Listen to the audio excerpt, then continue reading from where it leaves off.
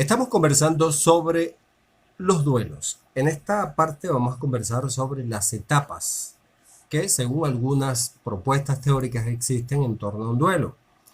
Casi todas coinciden en que lo primero que sucede luego de una pérdida es negación. Es decir, la persona, a través de diversas formas, eh, quiere o procura evitar, evadir, poner en segundo o tercer plano la pérdida como tal, y eso, aunque no parezca, es recomendable que suceda así. Cualquiera dirá, pero bueno, debes enfrentar la realidad, no evadas.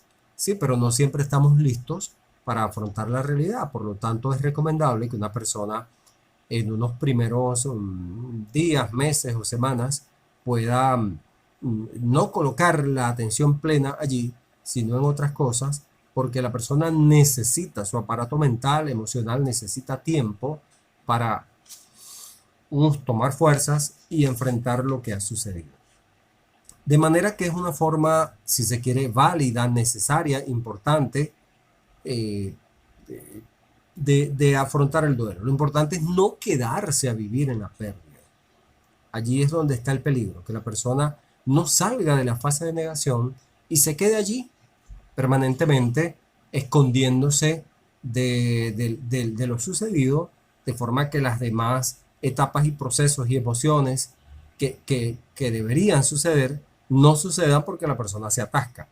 Entonces la negación como primera etapa es adecuada, es importante, es frecuente y no debemos reprochar a alguien porque está en negación.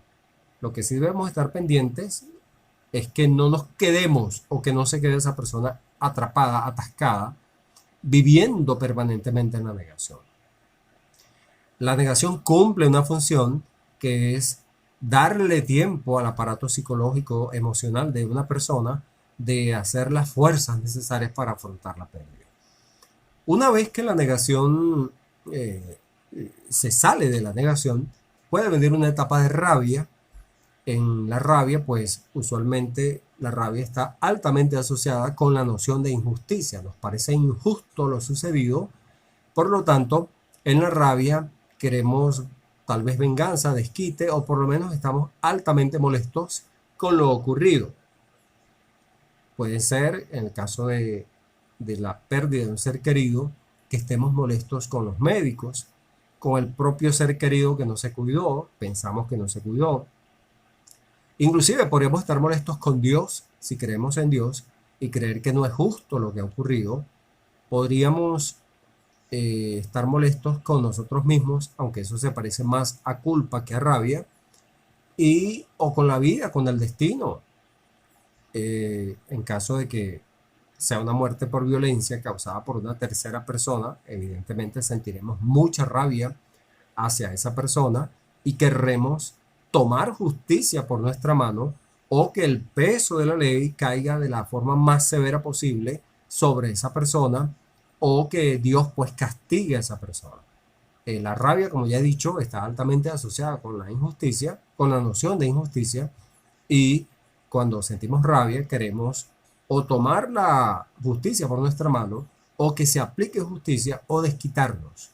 Entonces, en la fase de rabia de un duelo, así es como nos sentimos, pues. Inclusive la persona más creyente podría renegar de Dios y decir Dios no existe porque si existiese no sucedería esto.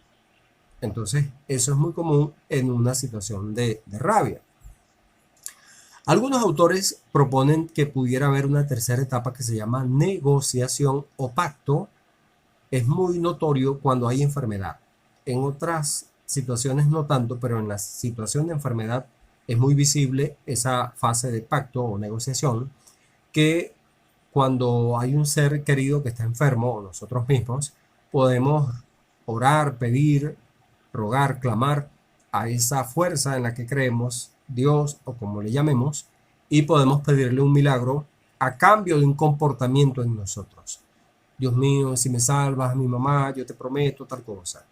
Si me das más vida, yo te prometo tal cosa. Entonces, ofrecemos algo, un cambio, generalmente es un cambio, o aportar algo, o dejar de hacer algo y comenzar a hacer otra cosa. En fin, ofrecemos algo a cambio del milagro, bien sea la salud, bien sea más tiempo, de lo que se trate nuestra negociación. Se llama negociación o pacto justamente porque de eso se trata. Pudiera haber una fase posterior que sería de tristeza y si se agrava mucho podría llegar a depresión. En esa tristeza nos vamos a encontrar por primera vez que nos duele muchísimo y hasta nos sorprendemos. Oye, pero ¿por qué ahorita me duele tanto? ¿Por qué antes no me dolía tanto y ahora sí me duele mucho? Claro, tiene sentido porque en el primer momento estabas negándolo, luego estabas luchando, peleando, molesto, furioso, furiosa. Quizá luego estabas negociando y una vez que todo eso pasa, estás en carne viva ante el dolor. Por eso es que duele tanto. Y, yo siempre digo que es como cuando uno pelea en la calle, ¿no? De repente estás dándote golpes con alguien y ¡pum! Te meten ese golpe ahí en el ojo y en ese momento no te duele, porque toda la adrenalina está dispuesta para la lucha. No hay tiempo para el dolor. Pero una vez que llegas a tu casa y llega la noche, el ojo se inflama y comienza a doler. Claro, ya cesó la lucha, ya la adrenalina bajó y ahora pues el dolor se siente. Con esta comparación podemos entender por qué ahora sí nos duele y nos duele mucho. Esa fase de tristeza es bastante impactante y sorprendente porque pues usualmente creemos que nos va a doler de una vez.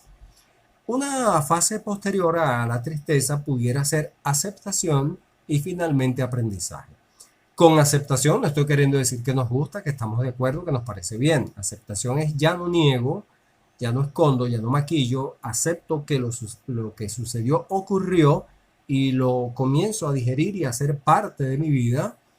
Y la fase final de aprendizaje es que se supone que un duelo, cuando ha sido trascendido o transitado adecuadamente, pues debería dejarnos más crecidos espiritualmente, emocionalmente. Deberíamos resultar, aunque no lo parezca, fortalecidos, crecidos. eh, Seguramente habremos sanado algunas cosas, habremos tenido una comprensión más amplia, más profunda de la vida, de las cosas, habremos madurado.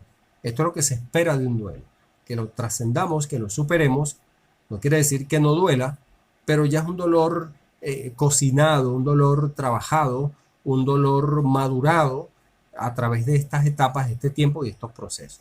Cuando es sanamente atravesado, si la persona no se ha atascado, si no lo ha escondido o si no es un duelo eufórico, como dije en creo que el primero o segundo de los videos, cuando hablé de los tipos de duelo, contrastándolos con un duelo sanamente atravesado.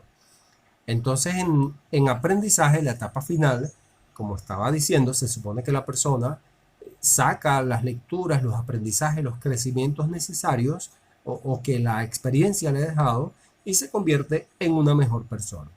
Cuando esto no sucede, entonces significa que el duelo no ha sido bien atravesado. La persona se atascó, lo reprimió, se convirtió en un duelo eufórico, o pudiera ser que la persona en medio de su dolor se atascó en una de las fases y bueno, en lugar de evolucionar, involucionó, cayó en las drogas, se deprimió profundamente, cayó en la rabia, en el rencor y bueno, agravó, digámoslo así, en diversas esferas, moral, intelectual, espiritual, se amargó, se encerró, se suicidó, etcétera. La persona no pudo, no supo darle un mejor manejo a eso y lamentablemente los resultados son como más o menos los estoy describiendo.